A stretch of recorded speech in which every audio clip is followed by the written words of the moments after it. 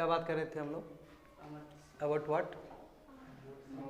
Moral thinkers, Amartya Sen. तो यानी कि हमने वर्ल्ड के बारे में बताया है कि वर्ल्ड के जितने भी बड़े बड़े फिलोसोफर हुए हैं, सोशल थिंकर्स हुए हैं, उनसे हम क्या सीख सकते हैं और उन्होंने क्या दिया। सीखने वाला चीज़ तो बहुत पहले ही कर चुके हैं हम, याद होना चाहिए कि मदर टेरेसा से क्या सीख सकते हैं, ये इसमें क्या कंट्रीब्यूशन क्या है इन लोग का। सेकेंड हम जानेंगे कि इंडियन भी बहुत बड़े फिलोसोफर सब हुए हैं, जैसे हमारे गांधी जी हुए हैं, स्वामी विवेकानंद जी होंगे, या फिर खुद ही हमारा जो किताब है रामायण महाभारत, इससे बड़ा कुछ ग्रंथ नहीं हो सकता है जहाँ से हम लोग बहुत कुछ सीखते हैं। समझ गए ना? और आज पूरी तरीके से जो 7 सीन है गांधी जी का, उसको डिटेल में आज समझेंगे, तो इससे तुम्हारा खत्म हो जाएगा मॉरल थिंकिंग वाला जो टॉपिक, पर्टिकुलर जो टॉपिक है एथिक्स पेपर में। करेक्ट? तो समझते हैं हम लोग।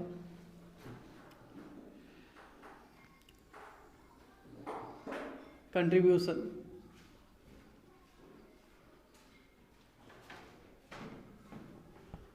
From Indian side.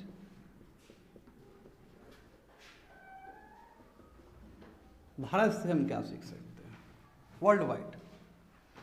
First Ramayan.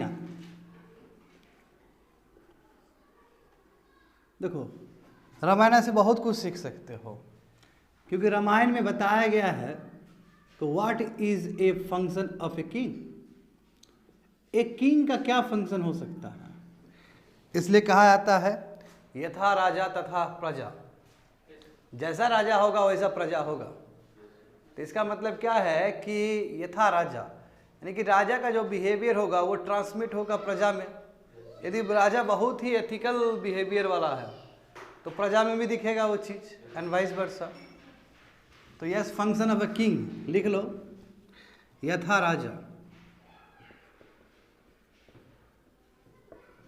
तथा प्रजा।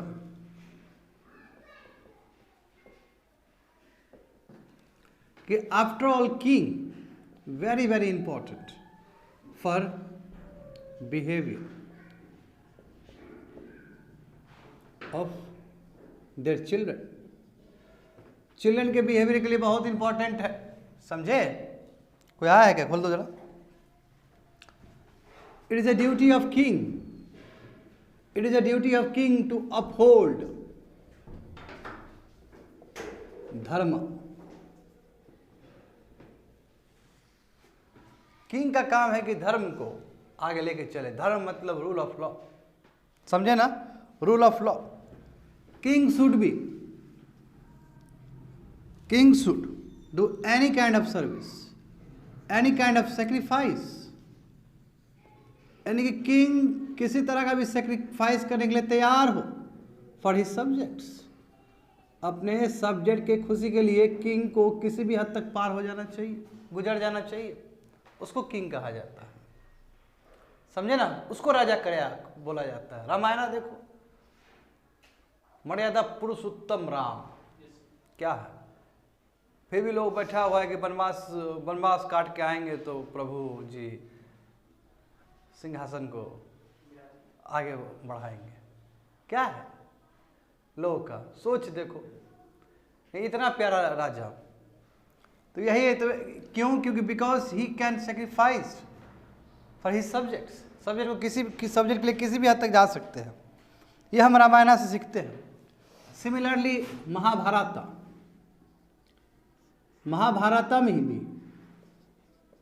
महाभारत में भी कोड ऑफ कंडक्ट समझाया गया है, फिलोसॉफी ऑफ गवर्नेंस बताया गया है कि धर्म पाठ चलाने के लिए, राज्य चलाने के लिए क्या गवर्नेंस होना चाहिए। महाभारत में भी है। यदि मैं महाभारत का एक पर्टिकुलर पॉइंट बताऊं तुमको, तो पर्टिकुलर है तुम्हारा शांति पर्व। एक पर्टिकुलर चैप्टर कह सकते हो। शांति जो पर्व है, ये शांति पर्व जो है महाभारत का एक अंश है। उस अंश में गवर्नेंस के बारे में बताया गया है। गवर्नेंस मतलब क्या है कि how to deliver service from the king to the citizen. समझ गए ना? तो यहाँ से भी हमें ट्रेस आउट मिलता है कि बिल्कुल ये जो गवर्नेंस पैटर्न है ये अभी से नहीं, बहुत पहले से चल रहा है। और वही हम डेमोक्रेसी का दूसरा नाम कहते हैं। समझ रहे हो ना। उसके बाद जो सबसे महान आदमी हुआ है जिसने पूरी तरीके से चेंज कर दिया डायनामिक्स को, that is a Kautilya. Kautilya ने पूरा चेंज ही कर दिया। कौटिल्य ने पूरा डेमोक्रेसी उसी समय रच दिया था। कौटिल्य को इतना समझ था ना, तो अभी का भी लोग को इतना समझ नहीं होता है, उतना समझ कौटिल्य को उस समय था।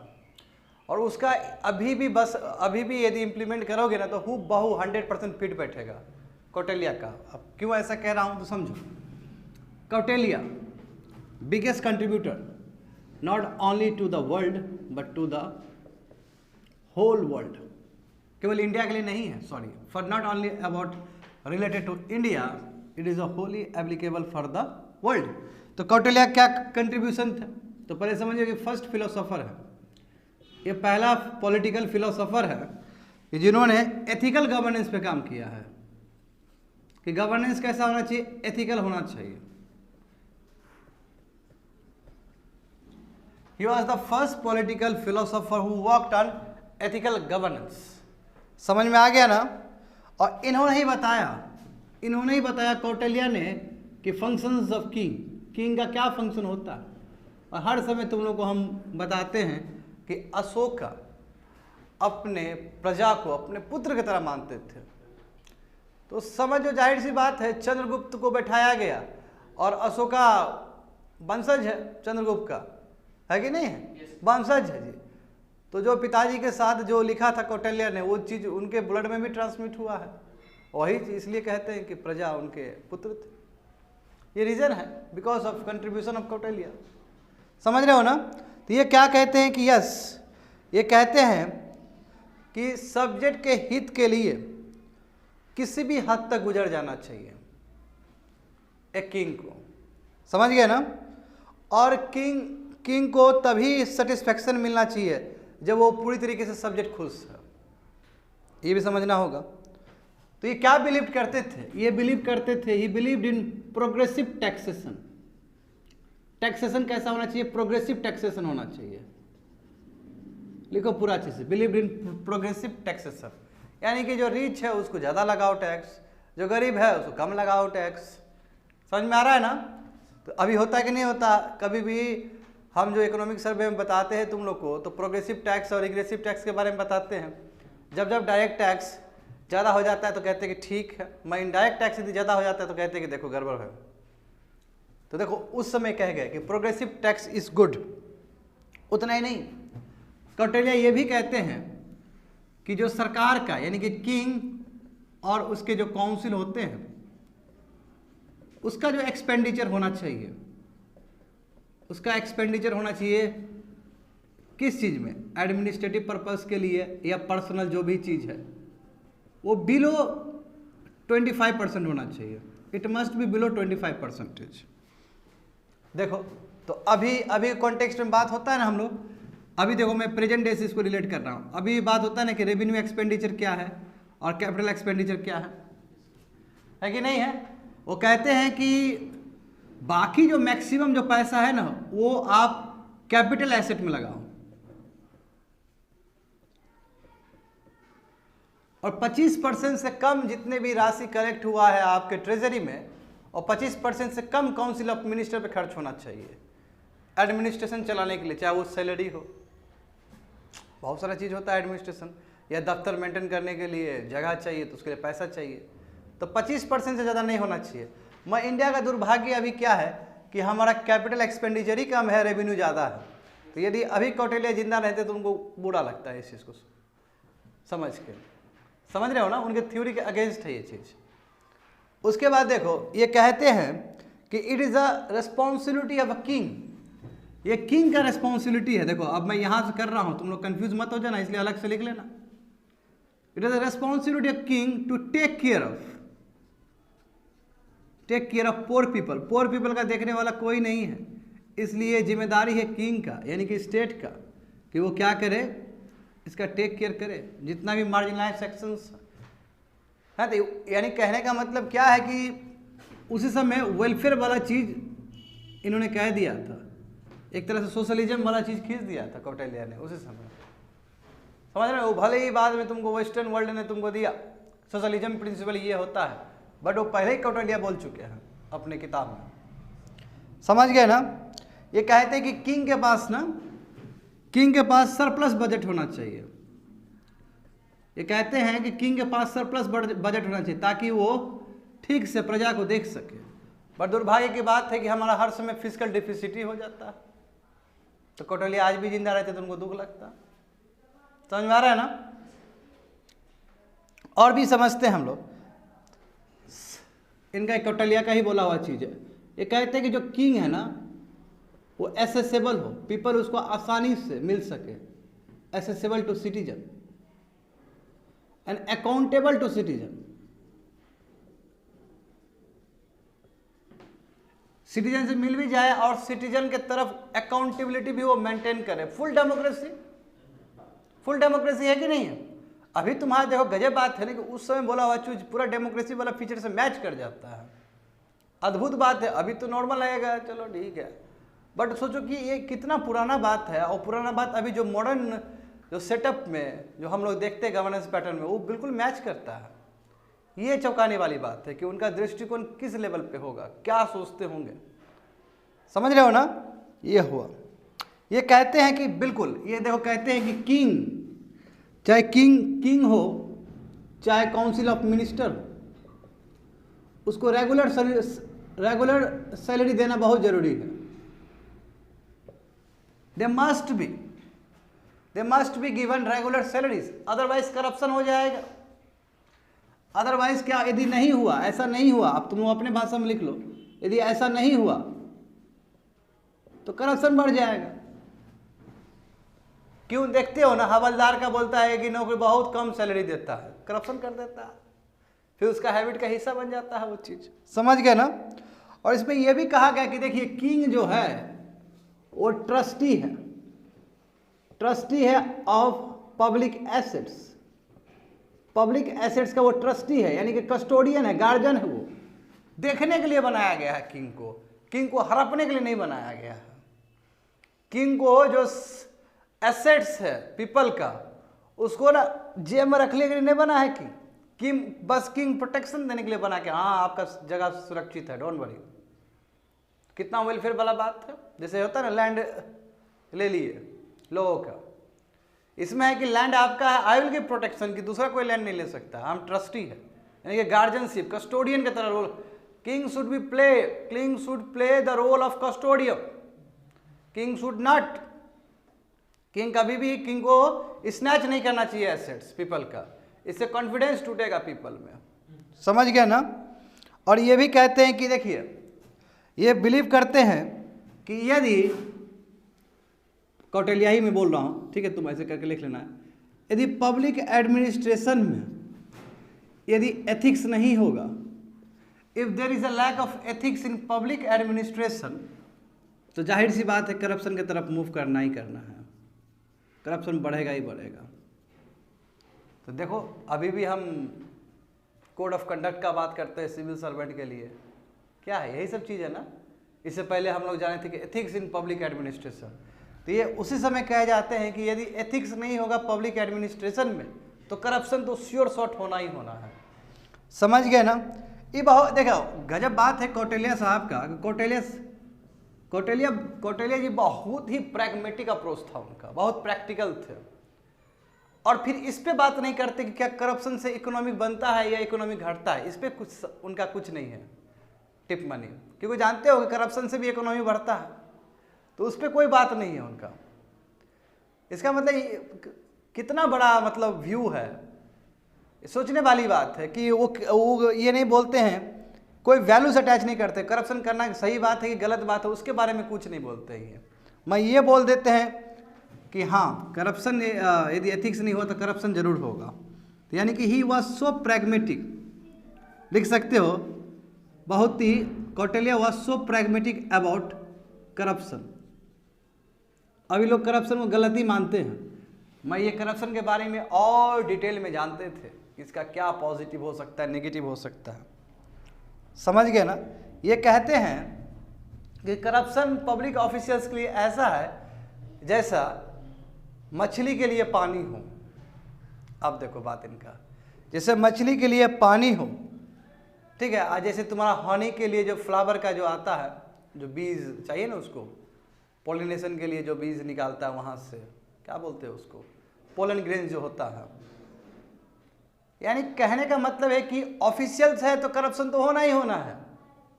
वो समुंदर में है, वो पैसा के समुंदर में है। वो जैसे फीस को तुम नहीं रोक सकते हो ना कि पानी मत पीना, ऐसा बोल सकते हो क्या? फीस को नहीं बोल सकते हो। तो गवर्नमेंट ऑफिशियल्स को भी, प्राइवेट पब्लिक ऑफिशियल्स को भी, पब्लिक सर्वेंट्स को भी ये नहीं कह सकते हो कि करप्शन मत करना, क्योंकि वो भी सेम है। तो बड़ा बात कितना प्रैग्मेटिक है, इसलिए मैं कह रहा हूँ कितना प्रैग्मेटिक इनका अप्रोच है। तो ये कंपेयर करते हैं, यानी कि we can't stop a fish, लिखो, we can't stop a fish from drinking water, we can't stop a fish from drinking water when it is in water.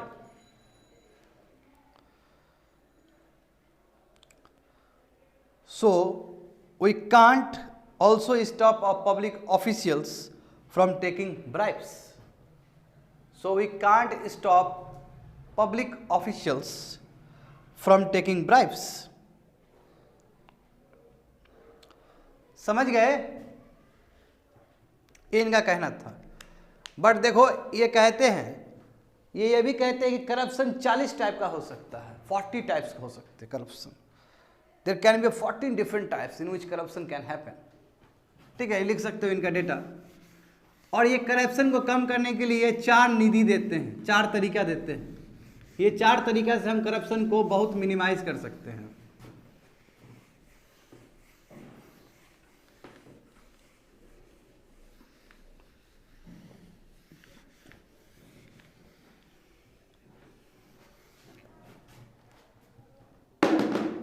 Kautilya, वही चाणक्य के बारे में बात कर रहा हूं मैं।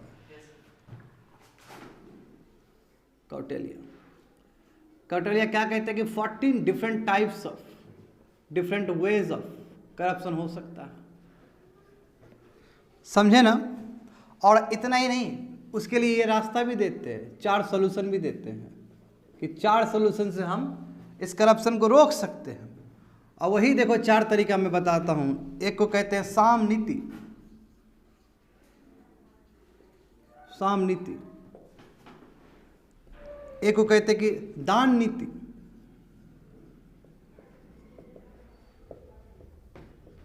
थर्ड वन वेद नीति, and fourth one is your दंड नीति। ठीक है, दंड नीति क्या होता है? साम नीति, साम नीति का मतलब है code of conduct, code of conduct. Before joining the service, service join करने से पहले उसको बता दो क्या डूज है, क्या डोंट्स है, ये करना है, ये नहीं करना है। उसको बता दो व्हाट करप्शन मीन्स, करप्शन का मतलब क्या होता है। बता दो ना ऑफिशियल को करप्शन का मतलब क्या होता है ज्वाइन करने से पहले। इसी को बोलते साम नीति। दूसरा क्या है कि दान नीति। दान नीति का मतलब क्या है? इंसेंटिव दो ना, वो चोरी कर रहा, हो सकता है उसके पास पैसा ना हो, इंसेंटिव दो, सैलरीज दो उसको, प्रमोशन दो उसको। ये सब दोगे ऑटोमेटिकली करप्शन रिड्यूस हो जाएगा। पैसा है उसके पास, पर्याप्त पैसा है, जब पैसा होगा करप्शन ही नहीं करेगा वो। समझ गए ना? वेद नीति, वेद नीति क्या कहता है तुम्हारा? हाँ, वहाँ पे इंटेलिजेंस एजेंसी होना चाहिए, इंटेलिजेंस एजेंसी होना चाहिए, आईए होना चाहिए, इंटेलिजेंस एजेंसी होना चाहिए, वो भी mixed with common people, common people के साथ वो मिक्स्ड होना चाहिए, ताकि ये पूरी तरीके से निगरानी रख सके पब्लिक सर्वेंट्स के ऊपर।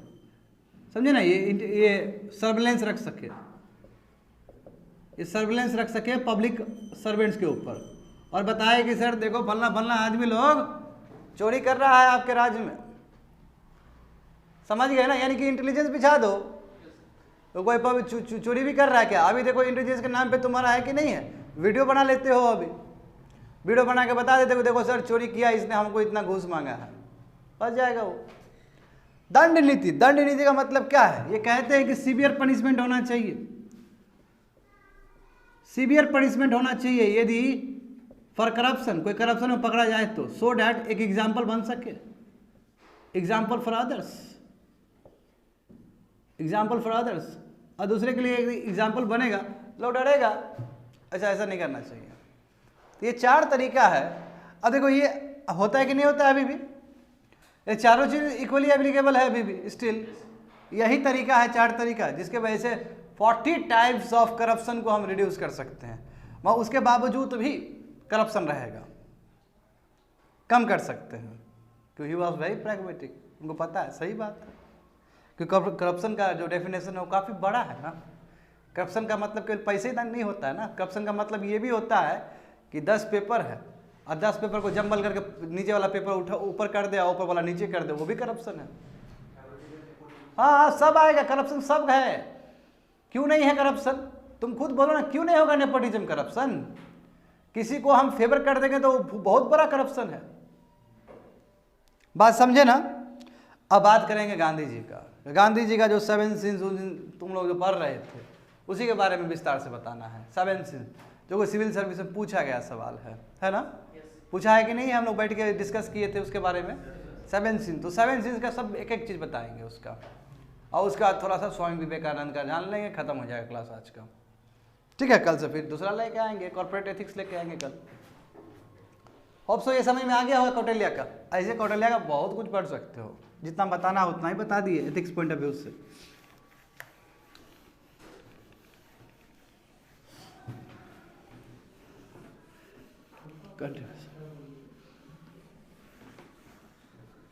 क्या हुआ? हाँ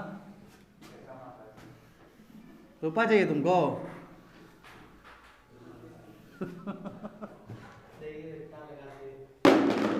तुम एक पेपर लिखो, उसमें लिखो कि हम धारक को इतना इतना देना वचन देते हैं, future civil servant Nitish Kumar. तुम्हारा घर वाला आदमी नहीं मानेगा। देखो अब फोटो में हमारा दे देना, ठीक है? देखो गांधी जी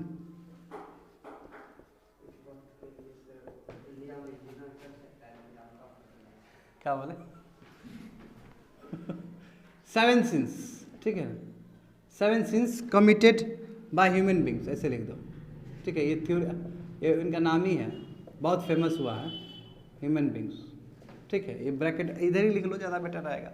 7 सिंस कमिटेड, जो आदमी करता है इस तरह का पाप करता है, 7 पाप करता है एज पर गांधी जी, बहुत फेमस हुआ है। फर्स्ट वन गांधी जी क्या कहते हैं? Politics without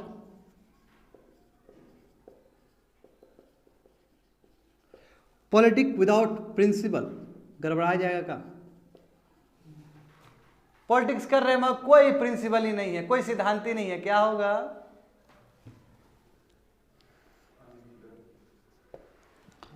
wealth without work, यानी कि बिना काम किए ही तुमको पैसा चाहिए। आज के दिन में देख लो, आता है ऐप सब, गैमलिंग वाला ऐप सब आता है, क्या है नाम, क्या है उसका? IPL से रिलेटेड क्या होता है? ड्रीम 11।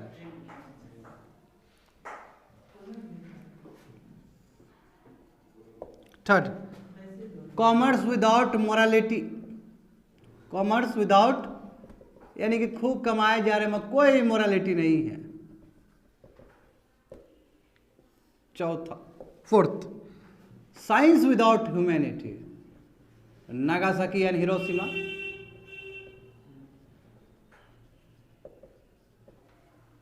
पांच नंबर, ये भी उतना ही इंपॉर्टेंट है। ये क्या है तुम्हारा? साइंस हो गया ना जी, science without humanity, okay fine, 4 हो गया ना। 5 देखो।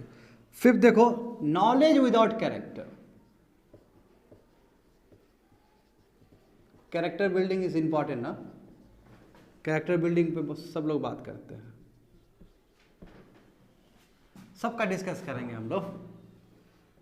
6th one is pleasure without coincidence, बिना सोचे समझे मजा लूटे जा रहे हो, कुछ नहीं पता है, समझे। जलीकट्टू का गेम हो रहा है खूब आनंद में, कोई साइंस ही नहीं कि एनिमल, ये एनिमल राइट के अगेंस्ट है। कोई वहां पे बकरी का बलि चल रहा है, खूब खुश लोग, प्लेजर। बुद्धि नहीं है कि भाई एनिमल राइट्स के अगेंस्ट है ये, समझ रहे हो ना। लोग कितना सही बात कर रहे हैं। देखो 7 नंबर देखो, वर्शिप विदाउट सेक्रीफाइस।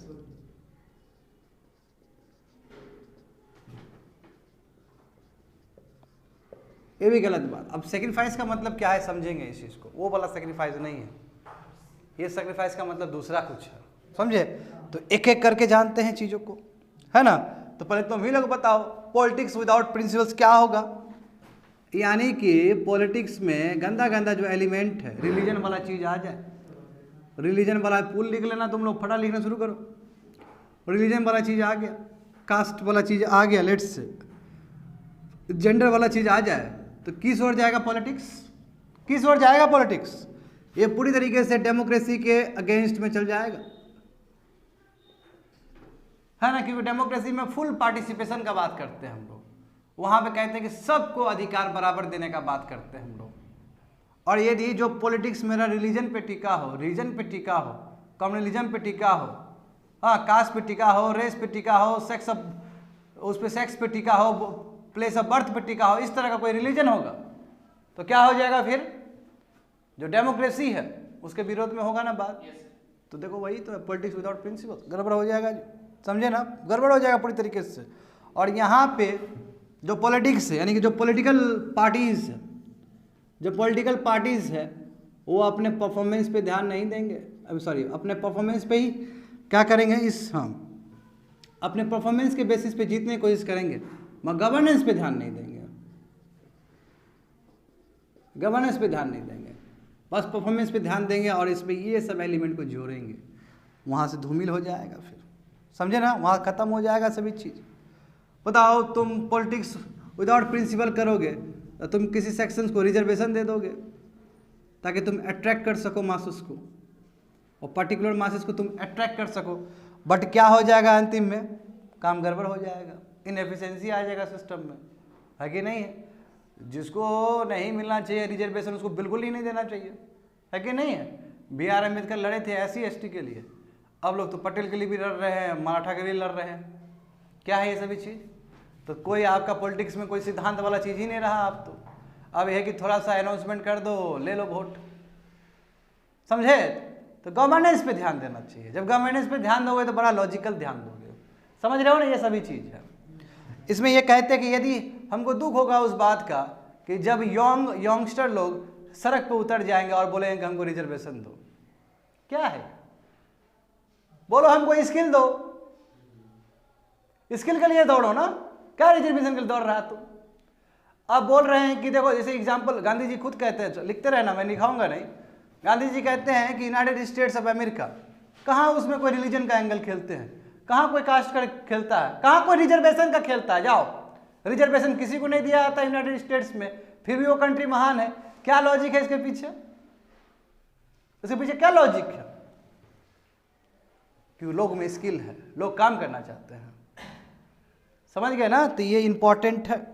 तो उस कंट्री का कभी भी फ्यूचर नहीं होगा जो यंग चिल्ड्रन, यंगस्टर आके सड़क पे आके रिजर्वेशन के लिए मांग शुरू कर दें, समझ गए ना। तो ये तुम्हारा पॉलिटिक्स विदाउट प्रिंसिपल हो गया।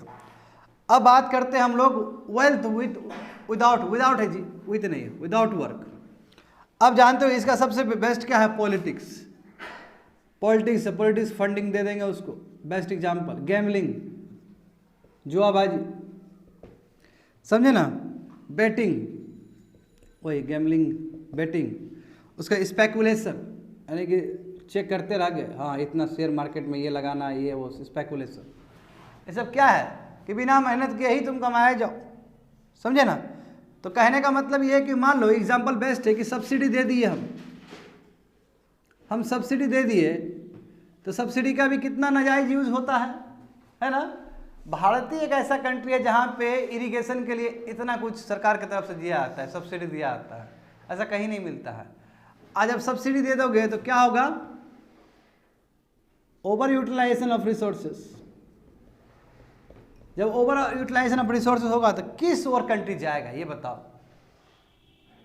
गलत बात है कि नहीं। इसलिए एहसास दिलाना जरूरी है। इसलिए आप कोई भी चीज दो ना किसी को फ्री में, तो उसका वो लो कि आपको ये करना पड़ेगा।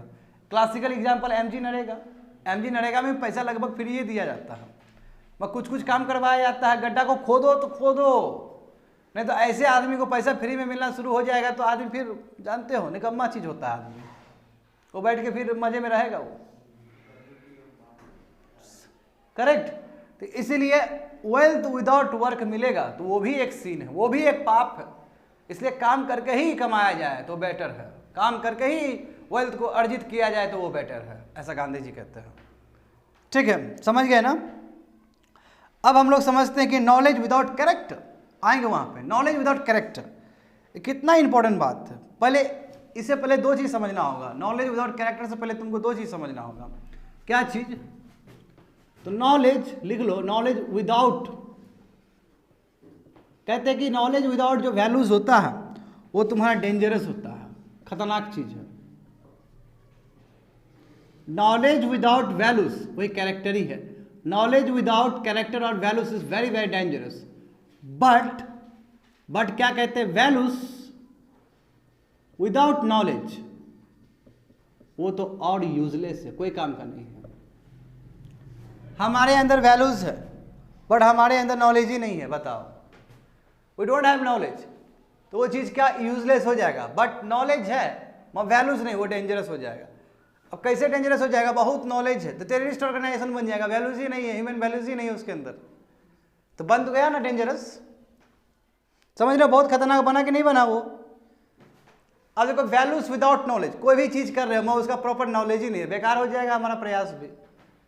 हमारे पास बहुत ही अच्छा वैल्यूज है, मान लो कि ऑनेस्टी का वैल्यूज है हमारे अंदर, मगर हमारे पास नॉलेज ही नहीं है उस चीज़ का, तो क्या कोई काम का नहीं है, जीरो हो जाएगा वो सभी चीज़। इसलिए नॉलेज प्लस वैल्यूज दोनों का ही बहुत बड़ा रोल है। वही values is all about your character. समझ गए ना ये चीज़, ये बहुत इंपॉर्टेंट है जी। तो वो भी यूज, हाँ ये कभी आया था तुम लोग का, उसमें आया था ना जी, कहीं पे आया था। ठीक है, ठीक। तो जैसे देखो अभी भी बहुत सारा मुद्दा होता है, जैसे एग्जांपल देखो डेटा प्राइवेसी का। अभी का यदि मैं कॉन्टेक्स्ट करूं तो डेटा प्राइवेसी, डेटा प्राइवेसी। अब इसमें यदि हम बात करें इससे रिलेटेड, चलो वैल्यूज है कि यस हमको क्या करना है कि डेटा ट्रांसफर करना है, देना है किसी को, but you don't have a knowledge कि डेटा प्राइवेसी भी कुछ चीज़ होता है, क्या होगा? बेकार हो जाएगा। Your work will be when, कोई काम का नहीं है, हो सकता है आपका वर्क और ख़राब भी हो जाए। तो you should have such values, you should have such knowledge. आपको उस वैल्यूज़ के बारे में नॉलेज होना बहुत ज़रूरी है। यदि नहीं होगा तो जैसे एग्जाम्पल, बहुत सारे एग्जाम्पल ले सकते हो। जैसे तुम बात करते हो ऑनेस्टी का, करेक्ट, ऑनेस्टी का बात करते हो, yes you have lot of honesty but you are unable to define what is honesty, then what happen? क्या फ़ायदा होगा? क्या फ़ायदा होगा? एक विद्यार्थी के लिए ऑनेस्टी क्या हो सकता है? उसके लिए उसको पास नॉलेज होना चाहिए कि ऑनेस्टी क्या होता है, ऑनेस्टी हमारे कॉन्सेप्ट में कितना बैठेगा। यदि वो नॉलेज ही नहीं है तो वो यूजलेस है वो चीज़। दूसरा देखो knowledge without values. Knowledge without values का मतलब क्या है? नॉलेज बहुत है आपके पास मगर वैल्यू सिस्टम ही नहीं है, तो नागासाकी ये हिरोशिमा वाला एपिसोड हो जाएगा। नॉलेज बहुत है, हद नॉलेज है मगर कुछ नहीं किए, कुछ वैल्यूज ही आप पोजेस नहीं कर रहे हो तो गलत हो जाएगा। जैसे एग्जांपल देखो बहुत सारा हो सकता है, बहुत सारा चीज़ हो सकता है इसके लिए, समझे ना। अब बात करेंगे कॉमर्स विदाउट मोरालिटी। अब कॉमर्स विदाउट मोरालिटी का मतलब क्या है कि कैपिटलिज्म, जो कैपिटलिज्म है, कैपिटलिज्म में बात क्या होता है? खाली मैक्सिमाइजिंग प्रॉफिट, प्रॉफिट को मैक्सिमाइजिंग करो, खाली प्रॉफिट को मैक्सिमाइज करो, और वेलफेयर, नो वेलफेयर,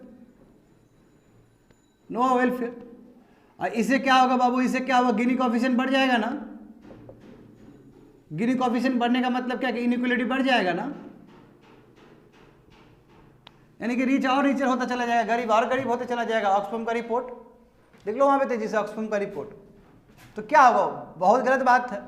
तो गांधी जी कहते हैं कि कॉमर्स हो कोई गलत बात नहीं है, मोरालिटी के साथ हो ना, पीपल को पता होना चाहिए। इसलिए इंडस्ट्री को कहते हैं कि तुम एक काम करो, सोशल कॉर्पोरेट रिस्पॉन्सिबिलिटी है तुम्हारा, इतना इतना % तुमको देना पड़ेगा, लिखो वहाँ पे CSR लिखो वहाँ पे तेजी से। इसलिए सरकार इस एनोमली को कंट्रोल करती है। सरकार बोलती है कि हाँ आप देखो कॉमर्स विदाउट मोरालिटी, कॉमर्स कर रहे हो मगर तुम इनकम टैक्स का जो नियम कायदा है उसको फॉलो नहीं कर रहे हो, टैक्स अवॉइडेंस, टैक्स इवेजन लिखो तेजी से वहाँ पे, टैक्स अवॉइडेंस और टैक्स इवेजन कर रहे हो, क्या है ये, मोरालिटी का अगेंस्ट है कि नहीं है? आपको सरकार का नियम कायदा मानना पड़ेगा, रूल ऑफ लॉ मानना पड़ेगा आपको, समझ गए ना? तो यहाँ पे हमारे बिल गेट्स लिख देना, बिल गेट्स आते हैं, वो कहते हैं कि देखिए क्रिएटिव कैपिटलिज्म होना चाहिए तब ठीक है। क्या होता है क्रिएटिव कैपिटलिज्म? ये बिल गेट्स का बोला हुआ चीज़ है। अब बिल गेट्स का बोला हुआ चीज़ बहुत इंपॉर्टेंट हो जाएगा वर्ल्ड के लिए।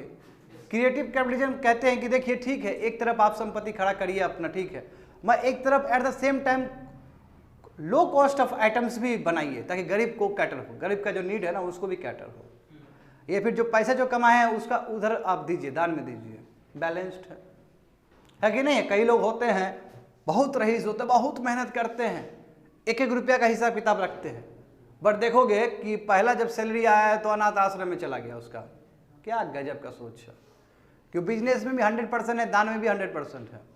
तो ये क्रिएटिव कैपिटलिज्म हुआ, आप डिस्ट्रीब्यूट कर रहे हो अपने वेल्थ को, ठीक है। तो ये बिल गेट का बोला हुआ चीज़ है क्रिएटिव कैपिटलिज्म। समझ में आ गया ना? बना लेना, लिख लेना, क्योंकि कहते हैं कि there is a no saturation point for money.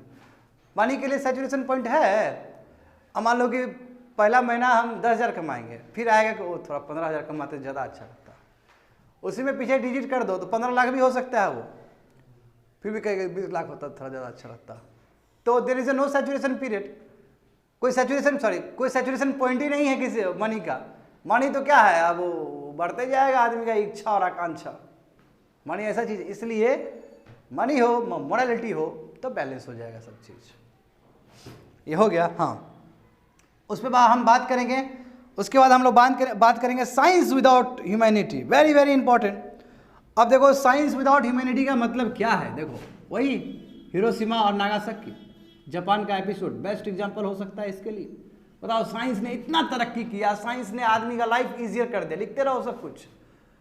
Science ने आदमी का लाइफ बहुत ईजियर कर दिया, फैन बना दिया, मोबाइल फ़ोन बना दिया, लैपटॉप बना दिया, यूट्यूब बना दिया, क्या नहीं बना दिया, बिटकॉइन भी बना दिया। जाओ वहाँ, यहाँ पे यदि ठीक से उसके अंदर मोरालिटी नहीं होगा तो फिर टेररिस्ट फाइनेंसिंग होगा, है कि नहीं है? फिर राउंड ट्रिपिंग होगा, बहुत तरह दुनिया भर का चीज़ होगा, काउंटरफिट करेंसी आएगा। तो दुनिया भर का एग्जाम्पल तुम कोट कर सकते हो, इसमें कोई दिक्कत नहीं है। समझे? जैसे एग्जाम्पल देखो, अब आया टेक्नोलॉजी का इस हिसाब से उत्थान होना, तो फिर मास ऑफ वेपन डिस्ट्रक्शन भी आ जाता है। फिर लिखो, सभी चीज़ को लिखो वहाँ पे।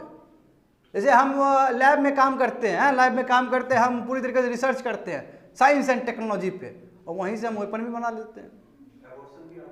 हाँ बिल्कुल आ सकता है, अब वो थोड़ा एथिकल डायमेंशन है। बात समझ रहे हो ना? तो लिख लो, बायोटेक्नोलॉजी का बात हो, बायोटेक्नोलॉजी का यूज़ कर रहे हैं हम मेडिसिन वैक्सीन बनाने के लिए, but at the same time यदि हमने वो बना लिया तो मास ऑफ बायोलॉजिकल वेपन्स बना। लिख लो, मास ऑफ बायोलॉजिकल वेपन्स लिख लो वहाँ पे तेजी से, जिसको कोविड-19 को माना जा रहा था, है कि नहीं है? ये सब बहुत खतरनाक हो सकता है जी। प्लेजर विदाउट कोइंसाइडेंस, इसका मतलब क्या है कि कंज्यूमर को या जो सेवा ले रहा है ना कोई भी सर्विस, उसको खूब मजा आ रहा है, वो खूब प्लेजर मजा आ रहा है, वहाँ कोई दिमाग उमाग कुछ नहीं लगा रहा है। जैसे एग्जांपल जलीकट्टू देखो, बेस्ट एग्जांपल होगा जलीकट्टू। जानवर को मार रहे हो, जानवर लड़ाई कर रहा है, हाँ उसको दौड़ा रहे हो और खूब प्लेजर स्टैंडिंग में बैठ के क्लैपिंग किए जा रहे हो, है ना? जैसे कि बैन भी कर दिया गया था, जैसे कि वो जो बड़ा मुर्गा होता है, मुर्गा का भी कॉक फाइटिंग बोलते थे जिसको, साउथ में बैन कर दिया गया था ना उसको, फिर भी लोग कर रहे थे उसको, हाँ है ना? कॉक फाइटिंग, बड़ा वाला जो मुर्गा होता है, ठीक है, खूब लड़ाई, क्या है, लोग खूब खुश था, कब क्लैप कर रहे हैं, व्हाट इज दिस? ठीक है नहीं, साउथ इंडिया में प्रिवेलेंट है ये चीज़। अब केवल साउथ इंडिया नहीं, नॉर्थ में भी बहुत ऐसा चीज़ है जहाँ पे गलत होता है। तो ये सब प्लेजर विदाउट कोइंसाइडेंस, ये भी सही चीज़ नहीं है, समझे ना? जैसे कि सेक्सुअल वायलेंस अगेंस्ट वुमेन, ये भी कितना है, जहाँ पे हम खाली महिलाओं को एक प्लेजर का समझते हैं, आइटम समझते हैं, but what about our coincides, वो हमारी माँ भी हो सकती है, वो हमारी बहन भी हो सकती है कि नहीं है? यस, हमें सोचना पड़ेगा, अदरवाइज फिर दिक्कत हो जाएगा। अदरवाइज तुम कमिट कर रहे हो, सिन कमिट कर रहे हो एज पर गांधी जी। ये महिला वाला जो दिए थे गांधी जी ही बोले थे, ये बात समझ लेना, क्योंकि बहुत विद्वान आदमी है गांधी जी बैठ के, समझे ना? गांधी जी बहुत विद्वान आदमी है, गांधी जी को बहुत कुछ पता है। हम जो खोए हैं गांधी जी को, ऐसा फिर कभी नहीं मिलेगा हमको कोई। Yes, pleasure without coincidence. And last one, देखो लास्ट वन क्या है? हाँ, वो वर्शिप विदाउट, देखो ये भी बहुत इंपॉर्टेंट है। देखो इसमें सेक्रीफाइस का मतलब क्या है? सर्विंग अदर्स, यानी कि दूसरे को सर्व करना। यानी कि हमने वर्शिप किया, दूसरे को हमने सर्व ही नहीं किया। प्यासे को पानी पिलाने कोई फायदा नहीं है, कोई मतलब अमृत पिलाओगे तो कोई फायदा नहीं है ना? वही जो सुबह सुबह गाना सुनते हो, कभी प्यासे को पानी पिलाया नहीं, बाद में अमृत पिलाने से क्या फायदा? वही बात है, वर्शिप विदाउट सेक्रीफाइस। भगवान को पूजा कर रहे हो, पूरा पाठ कर रहे हो सुबह से लेके, घंटी उंटी संग सब फूक दिया, ठीक है, जब बारी आया ह्यूमैनिटी का, दूर रहो, तो नहीं चलेगा, ये गलत बात है। आफ्टर ऑल सबसे जो बड़ा पूजा होता है एज पर गांधी जी, जो सबसे बड़ा जो पूजा होता है वो ह्यूमैनिटी का पूजा है, मानवतावाद का, मानवता। ह्यूमैनिटी सबसे बड़ा पूजा है, उसी को पूजिए। समझ में आ गया ना? तो ये इंपॉर्टेंट गांधी जी का है। आप बताओ, पूज रहे हो, बताओ महिलाओं को तुम टेंपल जाने नहीं दोगे, व्हाट इज दिस? यस, महिला को जाने देना चाहिए, सभी मना का टेंपल बता रहे हैं, ठीक है ना? और इसमें ये भी बोलते हैं कि ब्लाइंड कभी भी किसी को फॉलो मत करो। तुम लोग को बोलते हैं ना, हमेशा हम बोलते हैं जी, बिल्कुल बोलते हैं, इंग्लिश स्टूडेंट को भी बोलते हैं हम, ब्लाइंडली कभी किसी को फॉलो मत करो। यदि फॉलो करना है तो लॉजिकली फॉलो करो किसी को। और मेरे हिसाब से पता है, मेरे हिसाब से क्या होना चाहिए कि जो जिंदा है ना उसको कभी फॉलो ही मत करो, क्योंकि उस पर विवाद होगा, हो जाएगा। जो मर गए ना उस पर, उसको फॉलो करो, उस पर कोई विवाद नहीं होगा। विवाद होगा भी तो कॉमर्शियल वैल्यू से विवाद होगा, वो रियल में कोई विवाद नहीं है उसको लेके, समझ गए? क्योंकि आंख फिर खुल जाता है ना। अभी का जो लिविंग जिसको कहते हो तुम लोग, लिविंग लेजेंड, तो उसमें भी बहुत खामी होगा, उसका भी माइंड तुम्हारे ऐसा नहीं होगा, बहुत कुछ में अलग होगा। अब कितना बेस्ट हीरो होता है, जब पर्सनल लाइफ जाके देखते हैं बाइनाकुलर उसमें, तो पता चलता है कि कुछ अलग ही बात है इसका। तो 2 डाइवर्स हो चुका है, तो फिर तो क्या समाज को प्रेरणा देगा वो? फिर समझ रहे हो ना? तो इसलिए वर्शिप विदाउट सेक्रीफाइस, ये भी एक सीन है, लिख लो अपने हिसाब से। देखो गांधी जी, ये तो चलो ठीक है, गांधी जी का बहुत अपलोड हुआ, ये 7 sin committed by human beings, काफ़ी मिला, हाँ अपलोड मिला है गांधी जी को। मगर गांधी जी इतना ही नहीं, गांधी जी ये भी कहते थे, गांधी जी बिलीव करते थे डिसेंट्रलाइजेशन ऑफ पावर पे, लिख लो, he believed in decentralisation of power, लिख लो वहाँ पे तेजी से, कि वो डिसेंट्रलाइजेशन, बिल्कुल राम राज्य, वो डिसेंट्रलाइजेशन ऑफ पावर पे बिलीव करते थे। वही यहीं पे सोशलिज्म, कार्ल मार्क्स का सोशलिज्म, वही कम्युनिज्म और गांधी जी का कम्युनिज्म यहाँ पे डिफर कर जाता है। वो कहते थे कि स्टेटलेस सोसाइटी होना चाहिए, क्लासलेस सोसाइटी होना चाहिए, है ना, कोई गरीब अमीर का कॉन्सेप्ट ही नहीं होना चाहिए। गांधी जी क्या कहते थे? गांधी जी कहते थे कि बिल्कुल सेल्फ रूल होना चाहिए, कोई दिक्कत नहीं है, मगर वो ग्रास रूट डेमोक्रेसी से होना चाहिए, नीचे लेवल से होना चाहिए। ऊपर से करोगे थोपोगे तो नहीं चलेगा, नीचे से करो। मैं बी आर अम्बेडकर उनसे भी ज़्यादा होशियार आदमी थे।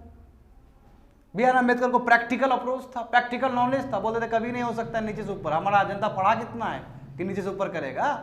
अभी देखता है मुखिया का क्या हालत हो जाता है, जब डीएम जाता है तो मुखिया भी पीछे सब साइड हो जाता है, और डीएम बोलता है बैठिए बैठिए बैठिए बैठिए। यही रियलिटी है कि नहीं है? क्यों पता है कि डीएम का जो कैलिबर होगा, डीएम का जो थिंकिंग पावर होगा, डीएम के पास जो डायनामिक होगा, वो कहाँ से आएगा मुखिया के पास? मैं यदि मुखिया को भी उसी प्रोसेस से हम गुजार दे तो तब तो वो हर डीएम घूमते रहेगा फिर गांव में। एक मुखिया के लिए भी बेस्ट एग्जाम होना चाहिए, नहीं? उसके लिए स्टेट को प्रोएक्टिव होना होगा, क्योंकि स्टेट कभी नहीं चाहता कि उसका पावर को डिस्ट्रीब्यूट किया जाए। दिक्कत ये है कि नहीं है? 73rd और 74th अमेंडमेंट लेके आ गए, तुम लिखते जाओ, इस पे लिखते जाओ 73rd पंचायती राज सिस्टम, तुम 73rd लेके आ गए, 74th लेके आ गए, क्या किए? स्टेट के ऊपर जिम्मेदारी दे दिए कि स्टेट पावर को डेलीगेट करेगा। मजिस्ट्रेट कितना कर रहा है, स्टेट का फाइनेंस कमीशन कितना कर रहा है, स्टेट का इलेक्शन कमीशन कितना काम कर रहा है, ये भी एक विवाद का विषय है। समझ गए ना? तो बिल्कुल आज गांधी जी भी रहते, जिंदा रहते, तो उनको भी बुरा लगता है इस चीज़ को देख के। एटलीस्ट समझ गए ना। अब देखो इन्होंने बहुत कुछ कहा है, ठीक है, सब चीज़ तो नहीं बताएंगे तुम लोग को, तो इतना काफ़ी है। अब विवेकानंद, एक लास्ट विवेकानंद जी का जान लेते हैं, मेरे गुरु जी।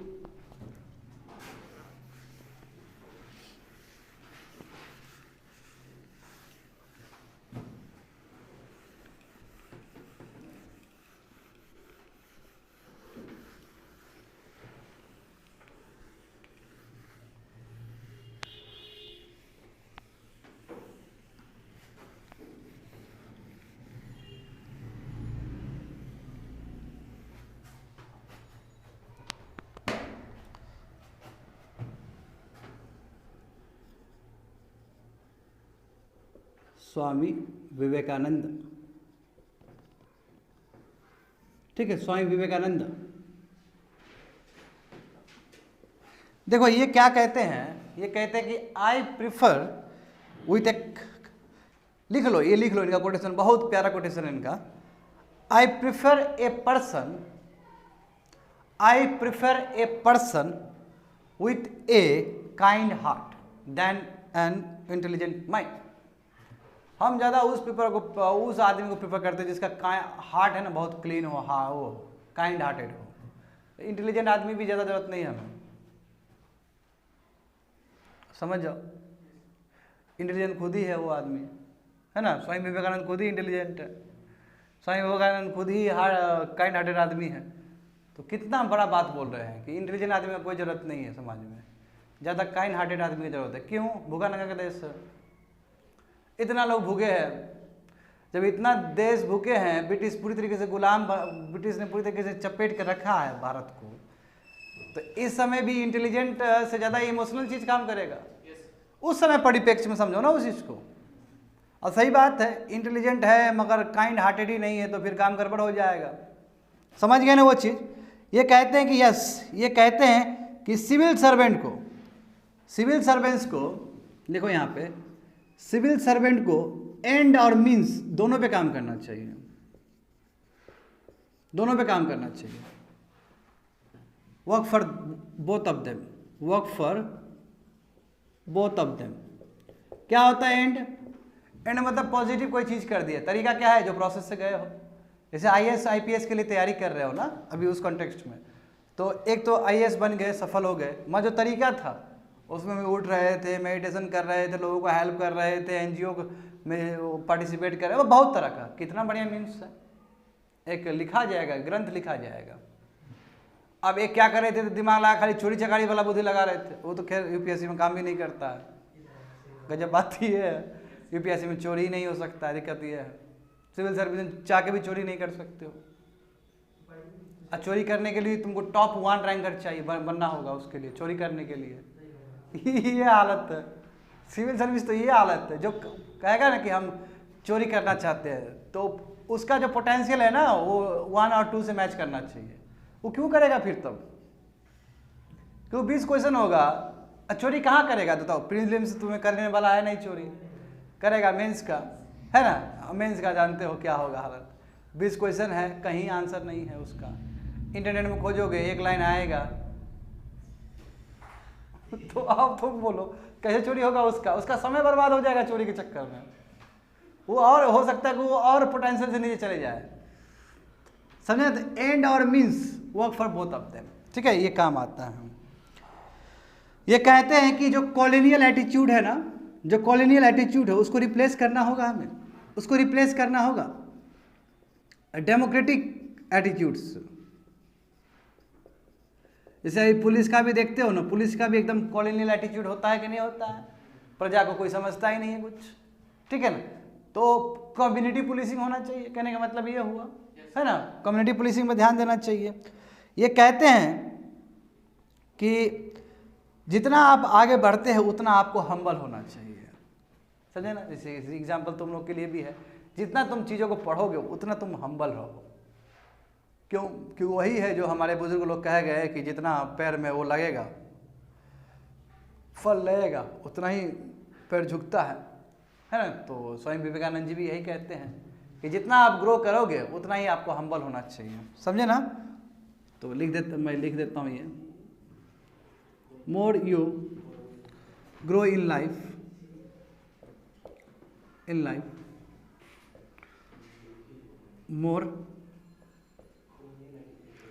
More humble you should be, तुमको होना चाहिए, समझे ना।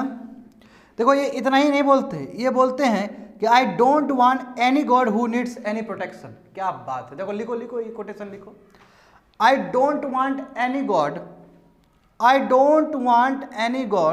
Who needs any protection, I don't want any God who needs any protection, full stop. Upanishads call for questioning. क्यों ये वेदांतिक फिलोसॉफी को इतना बिलीव करते थे? Upanishads call for questioning and verifying before following. बात समझ में आ गया ना, क्यों न्यू वेदांता का गढ़ रख देते हैं ये। फिर से मैं रिपीट करता हूं, Upanishads call for questioning and verifying before following. यानी कि उपनिषद वो ग्रंथ है जो ये कहता है कि ये गॉड प्रोटेक्शन के लिए नहीं बना है, लॉजिकल चीज है उसके अंदर, तुमको लॉजिक से समझाएगा and then you follow it. तो गॉड क्या बोलते हैं, I don't want any God, हम उस गॉड को नहीं चाहते जिसको प्रोटेक्शन चाहिए। कैसे प्रोटेक्शन, कोमल?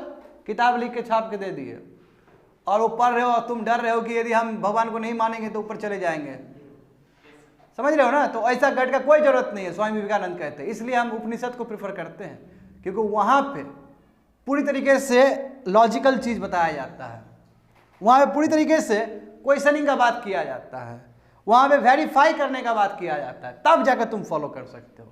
इसलिए कहा जाता है कि उपनिषद बेस्ट क्रिएशन है एवर बाय ह्यूमन बींग्स, है ना। जो सबसे बड़ा फिलॉसफी जो कुछ दुनिया में है तो उपनिषद है। ये मैं कई बार क्लास में बता चुका हूँ, आर्ट एंड कल्चर में भी। समझ में आ गया ना। तो स्वामी विवेकानंद जी कहते हैं, स्वामी जी कहते हैं कि सिविल सर्वेंट के लिए क्या एप्लीकेशन होना चाहिए, क्योंकि सिविल सर्वेंट देखो उस समय का प्रोसेस है ना, गुजर रहा था, रिफॉर्म से गुजर रहा था, बहुत तरह का रिफॉर्म्स आ रहा था, बहुत तरह का कमीशन आ रहा था कि ये कर दो सिविल सर्विस में, वो कर दो, है ना। तो ये कहते हैं कि एप्लीकेशंस ऑफ सिविल सर्वेंट, देखो एप्लीकेशंस ऑफ सिविल सर्वेंट, क्या क्या एप्लीकेशन होना चाहिए सिविल सर्वेंट में। सेकुलरिज्म होना चाहिए, ये कोई हिंदू मुस्लिम वाला बात नहीं होना चाहिए। दूसरा तुम्हारा साइंटिफिक टेम्परामेंट होना चाहिए, साइंटिफिक टेम्पर होना चाहिए सिविल सर्वेंट के अंदर, लॉजिकल सोचने का, यानी कि सब्जेक्टिविटी ना हो, ऑब्जेक्टिविटी हो, समझ गए ना। वही उसी को खींच देंगे तो objectivity. And last one impartiality, ये सब चीज होना चाहिए एज पर स्वामी विवेकानंद। तो स्वामी विवेकानंद का भी कंट्रीब्यूशन है हमारे डेमोक्रेसी में, ठीक है ना। वो तो फादर ऑफ नेशनलिज्म रहे हैं हमारे, है ना। यूथ में इतना प्रेरणा, चाहे उस समय हो, चाहे अभी हो, चाहे आने वाले जनरेशन में, स्वामी विवेकानंद ही रहेंगे। तो एप्लीकेशंस ऑफ सिविल सर्वेंट क्या होना चाहिए, सेकुलरिज्म का बात होना चाहिए, साइंटिफिक टेम्परामेंट होना चाहिए, यानी लॉजिकल थिंकिंग, ऑब्जेक्टिविटी होना चाहिए, कोई इमोशनल वाला बात नहीं होना चाहिए, फैक्ट्स एंड फिगर्स पे काम करना चाहिए हमें, एंड इम्पार्शियल होना चाहिए, कोई बायसनेस नहीं होना चाहिए अपने वर्क को लेके। तो ये सभी हम सीख सकते हैं। ऐसे तो बहुत सारे लोग हैं, हम बुद्ध से सीख सकते हैं, हम महावीर से सीख सकते हैं, करेक्ट, बहुत कुछ दिया है। इसके बारे में मैंने बहुत पहले भी जिक्र किया था, दोनों कंबाइन कर लोगे यू विल गेट एवरीथिंग, ठीक है अनुराग।